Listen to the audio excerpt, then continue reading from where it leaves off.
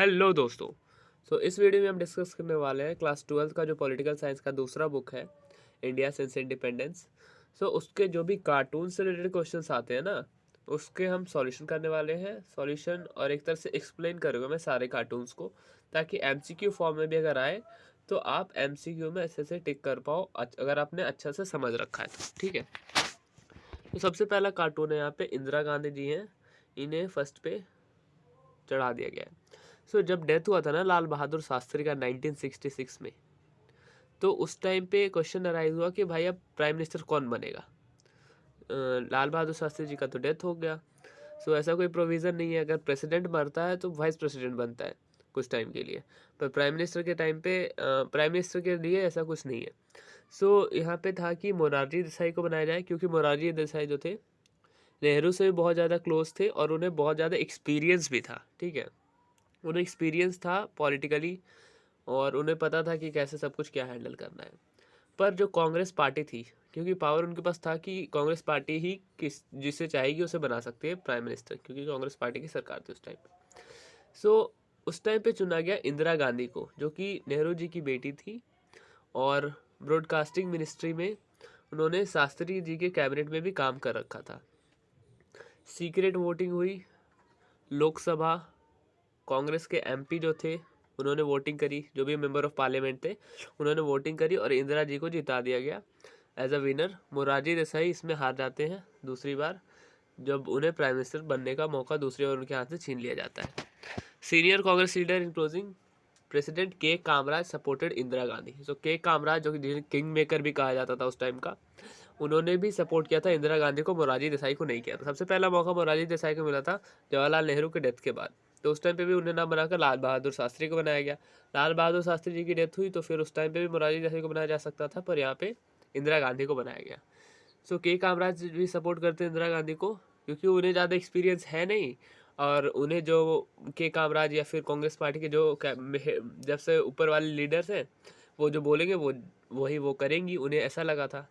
पर बात कुछ और ही हो गई थी, अगर आपने चैप्टर पढ़ा होगा तो आपको पता है।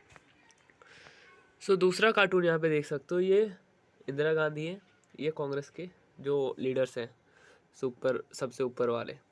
ये कार्टून रिप्रेजेंट कर रहा है कांग्रेस पार्टी के कैसे उस टाइम पे टूटा था। On the left Indira Gandhi जो है, और राइट में सीनियर लीडर है कांग्रेस के। सारे सीनियर लीडर कांग्रेस के हैं, जिन्हें सिंडिकेट भी बोला जाता था।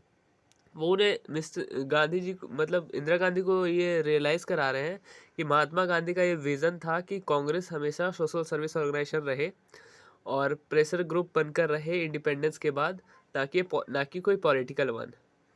वो उन्हें बहुत बहुत तरह से डिस्करेज करते हैं कि आप पॉलिटिक्स छोड़ दो, क्योंकि वो उनके अकॉर्डिंग काम नहीं कर रहे थे। क्योंकि प्रेसिडेंट के कामराज जो थे, किंग मेकर जिन्हें बोला जाता था, और भी जो बड़े बड़े मिनिस्टर्स थे ना, सिंडिकेट जिन्हें बोला जा रहा है, वो चाहते थे कि इंदिरा गांधी को जो वो बोले एज अ प्राइम मिनिस्टर वो वहीं पे करे।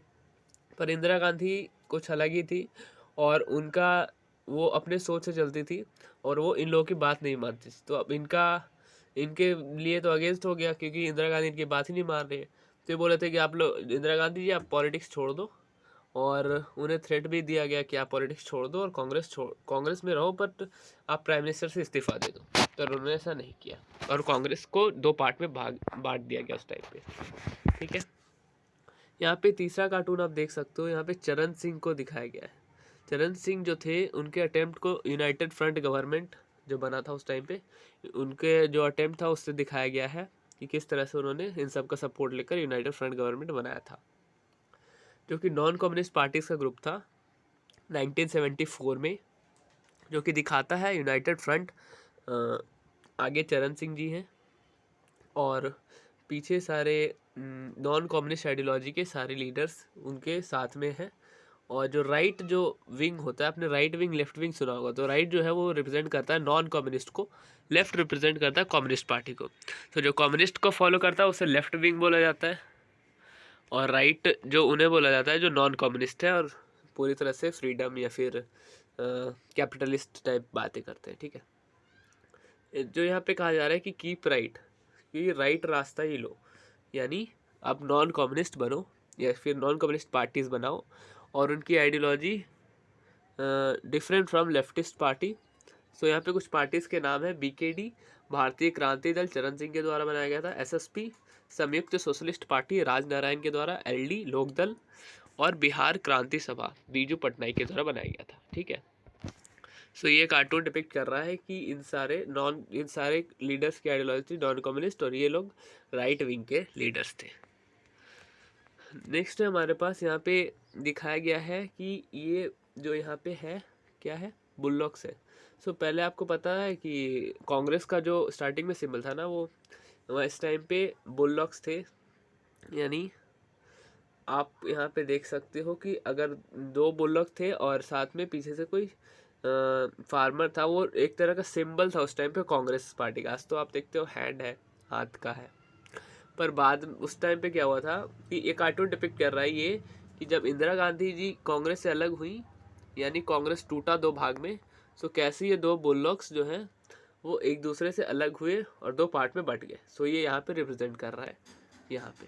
ठीक है, यहाँ पे पहले इलेक्शन का सिंबल था उनका पेयर ऑफ बुल्लॉक्स, जो कि अब डिपिक्ट कर रहा है कि किस तरह से कांग्रेस स्प्लिट हुआ और इन सब के बीच में डिसएग्रीमेंट की वजह से 1969 में ये दोनों में सेपरेशन हो गया यहाँ पे, और बाद में कांग्रेस ने अपना सिंबल चेंज कर दिया था काउ एंड काफ में। ठीक है, नेक्स्ट क्वेश्चन है, नेक्स्ट कार्टून है हमारा, जिसमें 3 मतलब फर्स्ट सेकंड थर्ड का ये है और तीनों पे इंदिरा गांधी जी ही जीत रही हैं। ठीक है, कुछ लोग बोल रहा है आई कांट बिलीव, मतलब बहुत लोगों को विश्वास ही नहीं हो रहा कि तीनों पे एक ही आदमी कैसे जीत सकता है। सो ये कार्टून डिपिक्ट कर रहा है इंदिरा गांधी के इलेक्शन जो जीती थी वो 1971 के इलेक्शन को। कांग्रेस जो राइट विंग और सीपीआई अलायंस ज़्यादा जीती इनसे सीट्स साथ में मिलकर, पर बहुत सारे लोगों ने, पता है, बहुत सारे अलग पार्टीज़ ने बहुत बड़ा अलायंस फॉर्म किया, जैसे एसएसपी, पीएसपी, बीजेएस, स्वतंत्र पार्टी, बीकेडी, मतलब ये सारे मिलकर साथ आ गए। पर फिर भी इन सारे लोगों का वोट या फिर इन सारे लोगों के सीट्स मिलाकर भी कांग्रेस से ज़्यादा नहीं हो पाए। इतने जगह पे कांग्रेस जीत गई थी उस टाइम पे। और इस टाइम पे कांग्रेस ने सारे कॉन्स्टिट्यूंसी जीती थी, स्ट्रांग हो जहाँ पे वीक हो, बहुत ही जगह डाउटफुल जगह पे भी कांग्रेस यहाँ पे जीत गई थी। ठीक है, ग्रैंड अलायंस भी एक तरह से फेल्यूर हो गया था, क्योंकि अलग अलग पार्टीज ने, बहुत सारी पार्टीज ने मिलकर एक अलायंस बना लिया कि भाई हम सारे सीट्स जो, मतलब हम सब पार्टी जितनी भी सीट जीती हैं वो अगर कांग्रेस से ज़्यादा हो गई तो कांग्रेस गिर जाएगी। पर कांग्रेस जो थी इन सब से भी ज़्यादा थी, मतलब बहुत सारे पार्टीज मिलकर भी कांग्रेस के बराबर नहीं आ पाए। इंदिरा जी बाद में बहुत सारे स्टेट असेंबली इलेक्शंस भी जीती और कांग्रेस का डोमिनेंस फिर से रीस्टोर किया 1971 के इलेक्शन में, और उस टाइम पे बहुत ही पॉपुलर हो गई थी ये। और जो ये अपना winning the war against Pakistan था 1971 में, और बांग्लादेश को आज़ादी मिली थी पाकिस्तान से, ईस्ट पाकिस्तान वेस्ट पाकिस्तान आपने पढ़ा होगा, तो उस टाइम पे बहुत ज़्यादा पॉपुलर हो गई थी। ठीक है, यहाँ पे दिखा रहा है इंदिरा गांधी और बाकी जो स्टेट्स हैं उनके सीएम को।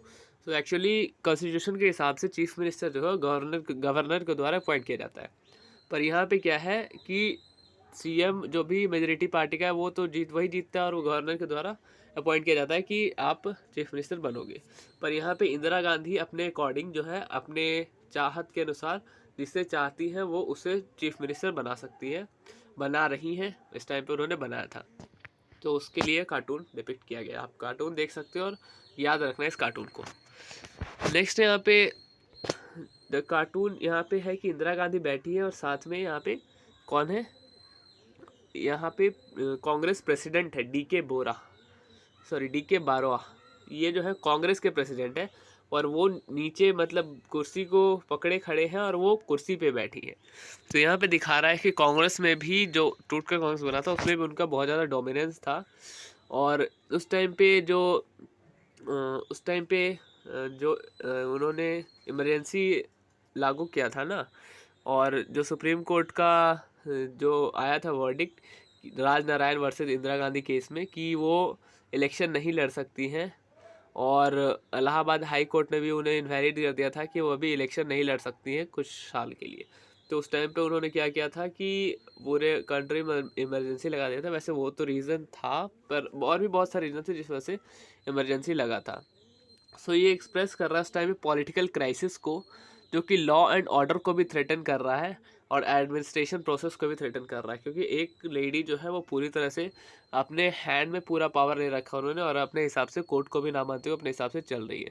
ठीक है, अपोजिशन पार्टी जो है उन्हें हटाने की मांग कर रही है। जैसे पीछे आपको ये पार्टीज के मेंबर्स दिख रहे होंगे, जैसे जेपी नारायण, जयप्रकाश नारायण बहुत ही फेमस लीडर थे और उन्होंने गांधी जी के खिलाफ सत्याग्रह किया था। पर जैसे ही मान लो कल सत्याग्रह होना है तो आज ही इमरजेंसी की अनाउंसमेंट हो गई थी, ऐसा हो गया था। सो इस टाइम पे जो प्रेसिडेंट थे फ़खरुद्दीन अली अहमद, इनसे भी ज़बरदस्ती मतलब ऐसे जब इंदिरा गांधी ने बोला और उन्होंने साइन कर दिया बिना कुछ समझे बिना कुछ सोचे, और उस टाइम पे इमरजेंसी लग गई थी 1975 में। तो उस टाइम के सिनेरियो को दिखा रहा है कि किस तरह से इंदिरा गांधी ने अकेले पूरी चीज़ों को कंट्रोल किया था। और ये फ़खरुद्दीन अली जो प्रेसिडेंट थे वो बस एक तरह से कठपुतली थे इंदिरा गांधी की। नेक्स्ट है हमारा कार्टून जयप्रकाश नारायण, एक बोर्ड लेके, यहाँ पे आप देख सकते हो, जूम करता हूँ मैं, बोर्ड लेके खड़े हैं, सेव डेमोक्रेसी का स्लोगन लिए। यहाँ पे लिखा है look he is trying to subvert democracy, create chaos and grab power. तो सबको लग रहा है कि ये मतलब अपने लिए ये सब कर रहे हैं, पर यहाँ पे देखो कि जो जयप्रकाश नारायण है उन्होंने बोर्ड ले रखा है सेव डेमोक्रेसी का, और पूरे नेशन वाइड में सत्याग्रह लॉन्च करने की पूरी कोशिश कर रहे हैं और इंदिरा को पावर से हटाने की कोशिश कर रहे हैं, इंदिरा गांधी को। तो जयप्रकाश नारायण और इंदिरा गांधी के रिलेशन तो बहुत अच्छे थे, पर वो खुश नहीं थे जब वो डिक्टेटर की तरह करती थी। मतलब वो अपने तरीके से चलती थी और अपने तरीके से प्रेसिडेंट को भी हैंडल करती थी, मतलब अपने पावर से, और सबको कंट्रोल में रखती थी। वो सब उन्हें पसंद नहीं था। जैसे आपने देखा इमरजेंसी के टाइम पे साइन करवा लिया प्रेसिडेंट से, और प्रेसिडेंट ने बिना कुछ देखे बिना कुछ समझे साइन कर दिया था फ़खरुद्दीन अली ने। जब वो पीएम बनी, सी स्टार्टेड टेकिंग, सब चीज़ उन्होंने अपने हाथ में ले लिया, और वो इस चीज़ के लिए हैप्पी नहीं थे और वो पूरी तरह से अनडेमोक्रेटिक मानते थे इस चीज़ को, कि ये पूरी तरह से अनडेमोक्रेटिक चीज़ें हो रही है इंदिरा गांधी के रूल में, और पूरी तरह से अनकॉन्स्टिट्यूशनल, जो कि जुडिशरी को भी नहीं माना जा रहा है, कोर्ट के जो भी फैसले हैं उन्हें भी ना मानते हुए अपने हिसाब से काम कर रही है। और इन्हें अरेस्ट भी किया गया था जयप्रकाश नारायण को प्रिवेंटिव डिटेंशन इमरजेंसी के दौरान। तो इमरजेंसी के दौरान बहुत सारे लीडर्स को अरेस्ट किया गया था, क्योंकि अगर उनका मानना था कि अगर प्रेसिडेंट मतलब जो भी लीडर्स हैं वो अगर बाहर रहे तो और भी हंगामा हो सकता है, और भी लोग उनके जो फॉलोअर्स हैं वो आकर मतलब लड़ाई झगड़ा कर सकते हैं, या फिर बहुत बड़े तौर पे वायलेंस हो सकता है। तो इसलिए प्रिवेंशन डिटेंशन के नाम पे इमरजेंसी के टाइम पे बहुत सारे लीडर्स को जेल में डाल दिया गया, जिसमें से एक जयप्रकाश नारायण ही थे। और उन्होंने मतलब इस रीज़न से डाला गया क्योंकि उस टाइम पे उन्होंने सत्याग्रह करने का कांग्रेस के खिलाफ रामलीला मैदान दिल्ली में, ऐसा उन्होंने मतलब बोला था कि सत्याग्रह करने वाले हैं कांग्रेस के खिलाफ रामलीला मैदान दिल्ली में, और इंदिरा गांधी को उसके घर से ही छोड़ मतलब उसे प्राइम मिनिस्टर के तौर पे उन्हें हटाना चाहेंगे। और जब भी मतलब उस टाइम पे बहुत सारी ऐसी चीज़ें हुई थी जो कि गवर्नमेंट, जो भी अपोजिशन लीडर से उन्हें पसंद नहीं थी, स्पेशली जो जयप्रकाश नारायण है और उनके जो भी फॉलोअर्स हैं, और बहुत सारी पार्टीज, मतलब किसी पार्टी को जो भी जिस तरह से वो डिक्टेटरशिप कर रही थी इंदिरा गांधी, वो किसी को पसंद नहीं आ रहा था। तो इसलिए उन्होंने सत्याग्रह रखा था, और नेक्स्ट डे जैसे ही एक दिन पहले ये हो जाता है इमरजेंसी का घोषणा, तो उस टाइम पे ही इन्हें प्रिवेंशन डिटेंशन के चार्जेस पे अरेस्ट कर लिया जाता है और इन्हें जेल में डाल दिया जाता है। नेक्स्ट कार्टून है इंदिरा बुलाओ देश बचाओ। तो अब क्या हो गया भाई, क्योंकि उन्होंने तो इमरजेंसी लगा दिया, बहुत चीज़ें हो गई, अब उसके बाद वो फिर से कैसे जीती। So this cartoon shows 1980s election. 1980s के इलेक्शन रिजल्ट को दिखा रहा है इंदिरा गांधी ने किस तरीके से जीत हासिल की और पूरी तरह से सबको कचड़े के डिब्बे में डाल दिया, बाकियों को, बाकी नेताओं को। जनता पार्टी जब फॉल हुआ ना, जनता पार्टी गवर्नमेंट, तो उस टाइम पे चरण सिंह का गवर्नमेंट था, और उन्होंने इंदिरा गांधी को एज देयर नेक्स्ट पीएम चुना। और उस टाइम पे स्लोगन बहुत ज़्यादा फेमस हुआ था, इंदिरा बुलाओ देश बचाओ, जो कि शो करता है कितनी ज़्यादा नीड थी इंदिरा गांधी को, और ऐसे दिखाता है कि मतलब इंडिया को कितनी नीड थी इंदिरा गांधी की, और वो नहीं, वो वही बहुत अच्छे से देश चला रही थी, उनके उनके अलावा और कोई देश चला ही नहीं सकता। और जयप्रकाश नारायण को भी उस टाइम पे उतना कोई सपोर्ट मिला नहीं था जितना इंदिरा गांधी को मिला था पूरे इंडिया से। ठीक है, नेक्स्ट है डॉक्टर मनमोहन सिंह का। यहाँ पे the sick man shown here doctor Manmohan Singh, then the finance minister in 1991, जिन्होंने एनईपी लागू किया था। ठीक है। NEP आपको पता होगा, new economic policy, liberalisation, privatisation and globalisation यहाँ पे स्टार्ट हुआ था इस इकोनॉमी को बचाने के लिए, क्योंकि 1991 तक इंडिया पूरी तरह से मतलब घाटे में चला गया था, उन पर बहुत ज़्यादा कर्ज हो गया था।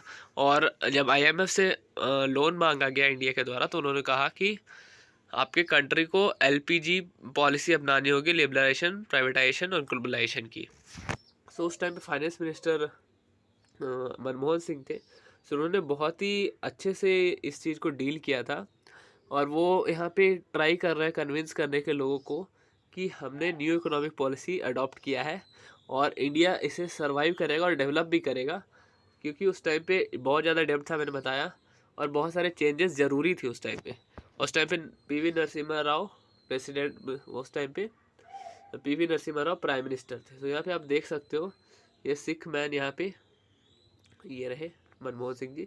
इनका risky difficult yes, but once we reach there all our worries will be over, think of that.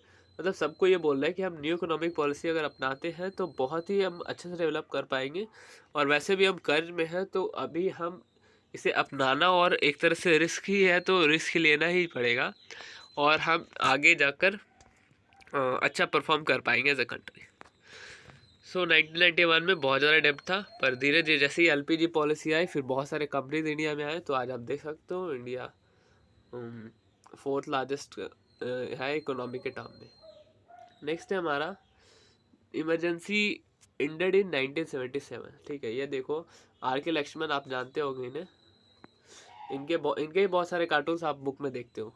So RK Lakshman जी हैं। सो इमरजेंसी जो 1977 में एंड हो गया, पर जो ईयर दिखाया जा रहा था वो 1976 भी था, पर जो 1977 में एंड हुआ था, तो यहाँ पे ये दिखा रहे हैं कि जो कांग्रेस प्रेसिडेंट है DK बारोआ, वो अभी भी इन्फ्लुएंस करना चाह रहे हैं, जो कि RK लक्ष्मण जी हैं उन्हें, कि इमरजेंसी अभी तक ख़त्म नहीं हुआ है और सिटीजन इमरजेंसी में ही सेफ है। सो आपको ये एक्सेप्ट करना होगा, और ये जो कार्टून्स बना रहे थे ना सरकार के अगेंस्ट, गवर्नमेंट के अगेंस्ट, वो बिल्कुल भी ये एक्सेप्ट नहीं करेंगे, उनका ये मानना था। ठीक है, सो यहाँ पे टोटल 18 मंथ्स तक का इमरजेंसी था 1976, सॉरी 25 जून 1975 से लेकर टोटल 1977 तक इमरजेंसी रहा था। ठीक है, जिसे ब्लैक डे ऑफ डेमोक्रेसी भी कहा जाता है, इंडियन डेमोक्रेसी। नेक्स्ट कार्टून है हमारा इंदिरा गांधी की डिफीट को लेकर। The above cartoon shows the massive defeat of Indira Gandhi Congress in 1977 election. जो 1977 के इलेक्शन में जैसे वो हारे थे ना, बुरी तरीके से कांग्रेस हार गई थी, जो जैसे उस टाइम पे इमरजेंसी लगा था, इमरजेंसी के बाद जैसे इलेक्शन हुआ 1977 में, जैसे ही इमरजेंसी ख़त्म होता है, इलेक्शन होता है, कांग्रेस हार जाती है, क्योंकि इमरजेंसी में जिस तरह से उन्होंने लोगों को सताया और बहुत सारे प्रैक्टिसेस करे जो कि डेमोक्रेसी के अगेंस्ट थे। सो उस टाइम पे 1977 में कैसे सारे लीडर्स, जो भी सारे पार्टी के लीडर्स थे, उन्होंने कांग्रेस को मिलकर हरा दिया, पर कोई भी सरकार बना नहीं पाता ज़्यादा टाइम तक। 1980 में फिर से कांग्रेस आती है और बहुत ही अच्छे मतों से जीतती है। तो यहाँ पे दिखा रहा है कि it shows whichever party tries to remove democracy will severely punished, Congress party lost because of. ठीक है, तो यहाँ पे ये दिखा रहा है कि जो भी पार्टी जो भी डेमोक्रेसी को रिमूव करना चाहेगी, डिक्टेटरशिप करना चाहेगी, उसे बहुत ही बुरी तरीके से पनिश किया जाएगा इंडिया में। और कांग्रेस पार्टी हारी क्योंकि इम्पोजिशन ऑफ इमरजेंसी इम्पोज किया गया, जिससे लोगों को बहुत ज़्यादा तकलीफ हुई। 42nd amendment which change the constitution, 42nd amendment में बहुत सारे चेंजेस किए गए थे, अगर आपने पढ़ा हो तो आपको याद होगा। प्रेस सेंसरशिप, यानी प्रेस को भी कोई आज़ादी नहीं थी कि मीडिया वाले कुछ छाप सके पार्टी के अगेंस्ट या फिर सरकार के against. Preventive detention under MISA। सो यहाँ पे ये था कि प्रिवेंटिव डिटेंशन के अंदर बहुत सारे पार्टी के बड़े बड़े लीडर्स को भी अरेस्ट कर लिया गया था, ताकि वो कुछ अगेंस्ट ना कर सके गवर्नमेंट के। Which gave power to seize property of anyone, put anyone in jail. So उस टाइम पे प्रॉपर्टी पूरी तरह सीज किया जा रहा था बड़े बड़े लीडर्स का, और जो भी गवर्नमेंट के अगेंस्ट उन सब का, और किसी को भी जेल में डाला जा रहा था। The leader standing are Morarji Desai, Charan Singh and Atal Bihari Vajpayee. यहाँ पे आप देख सकते हो मोरारजी देसाई, चरण सिंह, अटल बिहारी वाजपेयी। यहाँ पे लिखा है कि must be careful with him, he won't stand any nonsense any more. यहाँ पे कांग्रेस है, यहाँ पे हाथ में इमरजेंसी है, यहाँ पे सेंसर लिखा हुआ है, MISA लिखा हुआ है, 42nd अमेंडमेंट लिखा हुआ है। सो आप क्लियरली यहाँ पे समझ सकते हो कि किससे रिलेटेड ये कार्टून है, ठीक है। नेक्स्ट कार्टून है, the above cartoon shows massive victory of Mrs Indira Gandhi in 1980s election but also remind her of her great responsibility of removing poverty. Her slogan गरीबी हटाओ। सो यहाँ पे उनका स्लोगन था गरीबी हटाओ। उन्होंने बहुत ही फेमस तरीके से गरीबी हटाओ का स्लोगन दिया था, और यहाँ पे उनकी विक्ट्री तो हुई थी 1980s के इलेक्शन में, पर उनका जो मतलब स्लोगन था गरीबी हटाओ। सो यहाँ पे इस कप से देखो, इस जीतने का जो ये कप मिला इन्हें, तो उससे एक गरीब देख रहा है। सो ये दिखा रहा है कि गरीबी हटाओ जो है पूरी तरह से कभी वो कामयाब नहीं हो पाया, और पॉवर्टी पूरी तरह से वैनिश नहीं हो पाई। But land reforms initiative receive a setback from judiciary and country face 1971, क्योंकि उस टाइम पे 1971 पे इलेक्शन में 1971 में वॉर हुआ, बांग्लादेश आज़ाद हुआ, उस टाइम बहुत पैसा लगा। और जब 1971 में जब ये जीती थी ना, ये 1971 के विनिंग का कार्टून है, सॉरी 1980 का नहीं है, 1971 में जब ये जीती थी उस टाइम का कार्टून है, और उस टाइम पे उनका स्लोगन था गरीबी हटाओ का। सो यहाँ पे जब वो 1971 में जीती थी और उनका ये नारा था कि गरीबी हटाएंगे, पर हुआ ये था कि 1971 में बांग्लादेश वॉर हो गया, और इस वजह से पाकिस्तान से लड़ते लड़ते भारत में बहुत ज़्यादा पैसा खर्च हो गया। तो यहाँ पे दिख रहा है कि एक गरीब आदमी बोल रहा है कि पॉवर्टी कब तक हटेगी इंदिरा गांधी जी। सो ये डिपिक्ट कर रहा है यहाँ पे। नेक्स्ट है हमारा appearance of Gandhi ji before Shah commission. So court में कैसे अपियर कर रही है गांधी जी उसको दिखाया गया है, Shah commission, and how she refuse to answer any of the question asked. So इन्होंने पूरी तरह से रिफ्यूज़ कर दिया गया था, बहुत सारे क्वेश्चन नहीं पूछे गए, इन्होंने कुछ बोला ही नहीं। Shah commission was setup under the Janata party government to introspect about emergency. Emergency हुई, इमरजेंसी के बाद 1977 में इलेक्शन जीता जनता पार्टी ने शाह कमीशन लगाया, शाह कमीशन बिठाया कि शाह कमीशन में जो भी इंदिरा गांधी से जो भी क्वेश्चन पूछे गए उन्होंने पूरी तरह से जवाब देने से इनकार कर दिया। जस्टिस जो थे JC शाह, उन्होंने इंक्वायरी किया, इंदिरा गांधी ने एक वर्ड भी नहीं बोला। और जब उसे इमरजेंसी और अनलॉफुल एक्ट जो गवर्नमेंट के द्वारा किया गया था उसके बारे में पूछा गया, तो उन्होंने बस रीज़न दिया कि जब वो प्राइम मिनिस्टर बनी उन्होंने ओथ लिया था कि कोई भी मैटर वो बाहर रिवील नहीं करेगी, और जब तक वो बहुत ज़्यादा इम्पोर्टेंट ना हो पब्लिक के लिए, और कुछ भी मतलब अपने जो भी प्राइम मिनिस्टर के तौर पे जो भी उनके टॉप सीक्रेट्स हैं वो कभी भी रिवील नहीं करेगी किसी के सामने। तो यहाँ पे दिखाया जा रहा है कि इंदिरा गांधी जो है वो किस तरह से अपना डोमिनेंस दिखा रही है जुडिशरी पे। इंदिरा गांधी यहाँ पे तलवार ली है, यहाँ पे जुडिशरी का सिंबल है, तो यहाँ पे डोमिनेंस कैसे दिखा रही है उन्होंने बोला।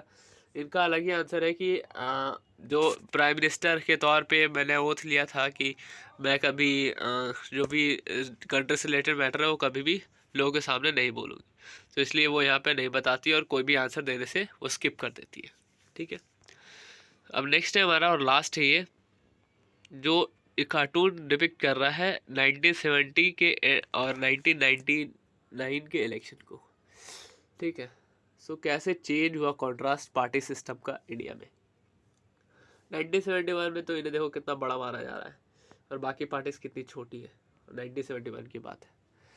सो 1990s it depicts the change one party dominance to multi party dominance. आपको पता है कि मल्टी पार्टी डोमिनेंस यानी बहुत सारी पार्टी साथ में आकर जो पार्टी बना रही है, कोलिशन गवर्नमेंट 1990 से इंडिया में शुरू हुआ, और बहुत सारी साथ में पार्टीज आई, उन्होंने अपना सरकार बनाया, पर वो ज़्यादा दिन तक चल नहीं पाई।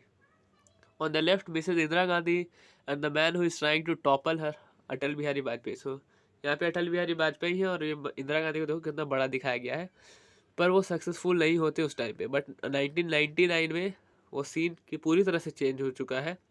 बहुत सारी पार्टी साथ मिलकर कोलिशन बनाया है यहाँ पे, ये देखो पूरी तरह से बहुत सारी पार्टी कोलिशन बनाया। ये इंदिरा गांधी कितनी छोटी है अब। तो यहाँ पे दिखाया जा रहा है कि इंदिरा गांधी यहाँ पे कम पावरफुल हो गई, और यहाँ पे कोलिशन गवर्नमेंट ज़्यादा पावरफुल हो गई, और उन्होंने साथ में एक सरकार बना दिया। बहुत सारे पार्टी साथ में आकर कोलिशन बनाए, छोटे से छोटे रीजनल स्टेट्स में भी। और सोनिया गांधी की डॉटर इन लॉ, सॉरी जो सोनिया गांधी है इंदिरा गांधी की डॉटर इन लॉ, वो टॉपल करना चाह रही है यहाँ पे दूसरे कार्टून में। सो यहाँ पे ये सोनिया गांधी है, ठीक है, daughter in law of Indira Gandhi. So यहाँ पे सोनिया गांधी कैसे टॉपल करना चाह रही है पर वो कर नहीं पा रही है। तो BJP along with many small parties form NDA. So ये सारे बीजेपी, जो अटल बिहारी वाजपेयी को तो बीजेपी के थे, सो इन्होंने एनडीए फॉर्म किया, नेशनल डेमोक्रेटिक अलायंस। इसमें से कुछ cartoon, some of the leaders in cartoon on right are Atal Bihari Vajpayee, Rajnath Singh, Karunanidhi, Mamata Banerjee, Prakash Singh Badal, Biju Patnaik.